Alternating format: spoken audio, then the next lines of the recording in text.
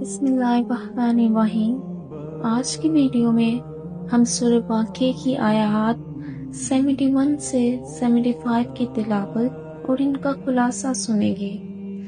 ان آیات میں اللہ تعالیٰ انسان کو اس کی روزمرہ کی نعمتوں پر غور کرنے کی دعوت دیتے ہیں۔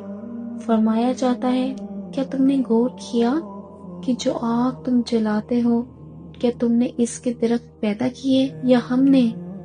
یہ یاد دہانی ہے کہ ہر چیز کا خالق صرف اللہ ہے۔ پھر اللہ تعالیٰ قرآن مجید کی عظمت کا ذکر کرتے ہوئے فرماتے ہیں کہ ایک بہت ہی عظیم اور بلند کتاب ہے جس کی قسم کھائی گئی ہے۔ آیت 71، کیا تم نے اس آگ کو دیکھا جسے تم سلگاتے ہو؟ اللہ تعالیٰ یہاں انسان کو ایک اور نعمت یاد دلا رہا ہے، آگ، جس کے بغیر انسان کا رہنا، پکانا، روشنی کرنا یا سردی سے بچنا ممکن نہیں۔ اللہ تعالیٰ فرماتا ہے، ذرا سوچو، یہ آگ جو تم جلاتے ہو، کیا تم نے خود بنائی ہے؟ تم صرف لکڑی یا چنگاری کا وسیلہ بناتے ہو، مگر آگ کی اصل طاقت اور خصوصیت اللہ نے پیدا کی ہے۔ اگر وہ چاہے تو یہ آگ جلانے کی بجائے بجھانے لگے، اس کی تپش ختم ہو جائے۔ یہ آیت دراصل انسان کی عاجزی کو ظاہر کرتی ہے کہ وہ اپنی روزمرہ کی بنیادی سہولتوں میں بھی مکمل طور پر اللہ کا محتاج ہے۔ آیت 72، کیا تم نے اس کی لکڑی پیدا کی ہے یا ہم اس کے پیدا کرنے والے ہیں؟ اللہ تعالیٰ پچھلی آیت میں آگ کا ذکر کرنے کے بعد اب اس کے وسیلے کی طرف توجہ دلا رہا ہے، وہ درخت جن سے آگ جلائی جاتی ہے۔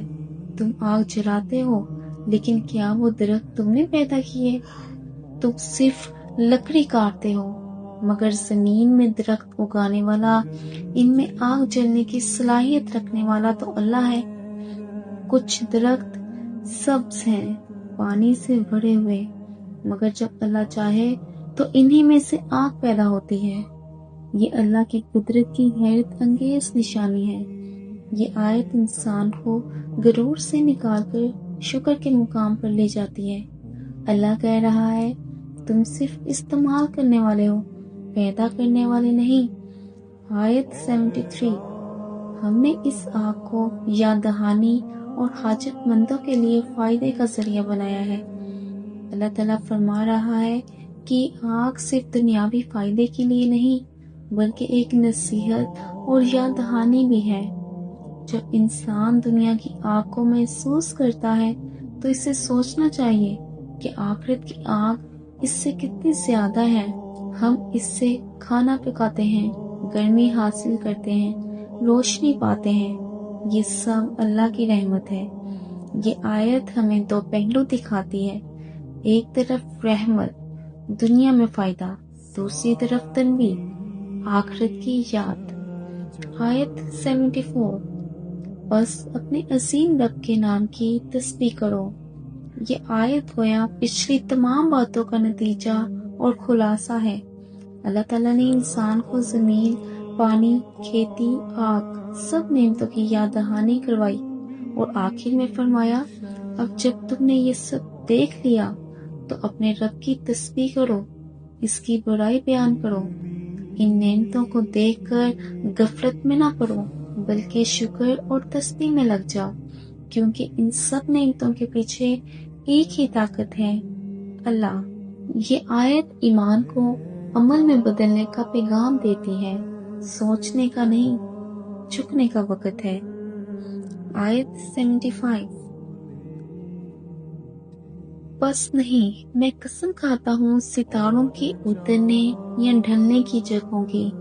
یہاں اللہ تعالیٰ ایک طاقتور قسم کھا کر انسان کو جھنجھوڑ رہا ہے، جنہیں ہم آسمان میں چمکتا دیکھتے ہیں، مگر ان کی اصل حقیقت زمین سے لاکھوں نوری سال دور ہے۔ اللہ تعالیٰ فرماتا ہے، میں ان ستاروں کے نظام کی قسم کھاتا ہوں جنہیں میں نے بے عیب ترتیب سے بنایا ہے، جو کائنات کی نظم و ضبط کی گواہی دیتے ہیں۔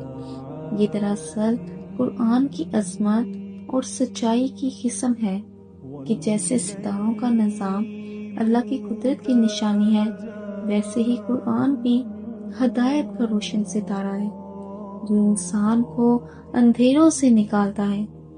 اس آیات میں ہمیں یہ سبق دیا گیا ہے کہ ہم اللہ کی نعمتوں پر غور کریں، تکبر نہ کریں اور اس حقیقت کو تسلیم کریں کہ سب کچھ اللہ کے اختیار میں ہے۔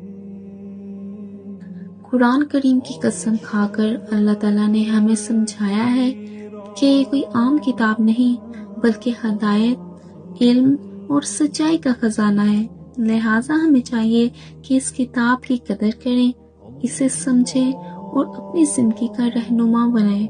اللہ تعالیٰ ہمیں قرآن کے مطابق زندگی گزارنے کی توفیق عطا فرمائے، آمین۔